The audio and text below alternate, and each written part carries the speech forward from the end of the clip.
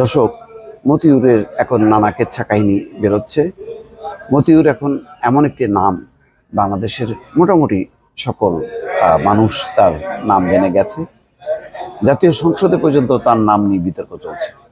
সেই মতিউরের সম্পর্কে প্রতিদিনই গণমাধ্যমে নানা কেচ্ছা কাহিনী বের হচ্ছে। সর্বশেষ যে খবরটি প্রথম আলো প্রকাশ করেছে তাতে বলা হচ্ছে, সম্পত্তি ক্রয় ও ব্যবসায় অনুমতি নেননি মতিউর। মতিউরের অনুমতি লাগে না। সেই বেনজিরও যেমন অনুমতি নেয়নি, তেমনি মতিউরও কোনো অনুমতি নেয়নি। ছাগল কাণ্ডে জাতীয় রাজস্ব বোর্ডের সদ্য সাবেক সদস্য মতিউর রহমান সরকারি কর্মচারী আচরণ বিধিমালার গুরুতর লঙ্ঘন করেছেন। তিনি 3 ধরনের আচরণ বিধি মানেননি। প্রথমত, বাড়ি গাড়ি সহ বিভিন্ন ধরনের স্থাবর সম্পদ কেনার আগে মতিউর রহমান কর্তৃপক্ষের অনুমোদন নেননি। দ্বিতীয়ত, ফটকা ব্যবসায় বিনিয়োগে নিষেধাজ্ঞা সত্ত্বেও শেয়ার বাজারে তার ও পরিবারের সদস্যদের বিনিয়োগ আছে। তৃতীয়ত, মতিউর রহমান ও তার ছেলে মেয়েদের নামে একাধিক ব্যবসা প্রতিষ্ঠানে মালিকানা আছে, যা সুস্পষ্টভাবে আচরণ বিধি লঙ্ঘনের শামিল। সম্পদ কেনা এবং বিনিয়োগ ও ব্যবসা করার ক্ষেত্রে মতিউর রহমান এনবিআর কিংবা আভ্যন্তরীণ সম্পদ বিভাগের কোনো অনুমতি নেননি।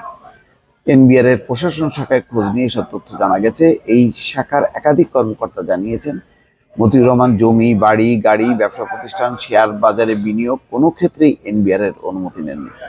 ওই শাখার একাধিক কর্মকর্তা বলছেন, শুধু মতিউর রহমান নন, সরকারি অনেক কর্মকর্তা কর্মচারী জমি, বাড়ি, ফ্ল্যাট সহ সম্পত্তি কেনার আগে অনুমতি নেন না। আয়ের উৎস নিয়ে প্রশ্ন উঠতে পারে এমন আশঙ্কা থেকে তারা সম্পদ লুকিয়ে রাখেন। সাধারণত কোনো কর্মকর্তা কর্মচারী ব্যাংক বা আর্থিক প্রতিষ্ঠান থেকে ঋণ নেওয়ার সময় এনবিআর থেকে অনুমতি নেওয়ার জন্য প্রশাসন বিভাগে আবেদন করেন। এই বিষয়ে বক্তব্য জানতে এনবিআর এর শুল্ক ও ভ্যাট প্রশাসন সংক্রান্ত সদস্য ফারজানা আফরোজের মুঠোফোনে কল করেও তার সঙ্গে যোগাযোগ করা সম্ভব হয়নি। খুদে বার্তা পাঠানো হলেও তিনি সাড়া দেননি।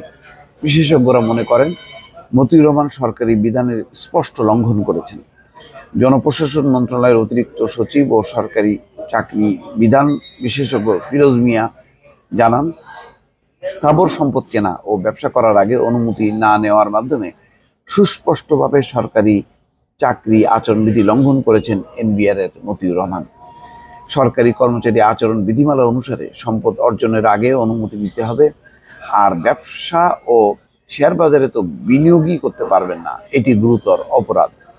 দুদকের পাশাপাশি আভ্যন্তরীণ সম্পদ বিভাগও এখন বিভাগীয় তদন্ত করতে পারে।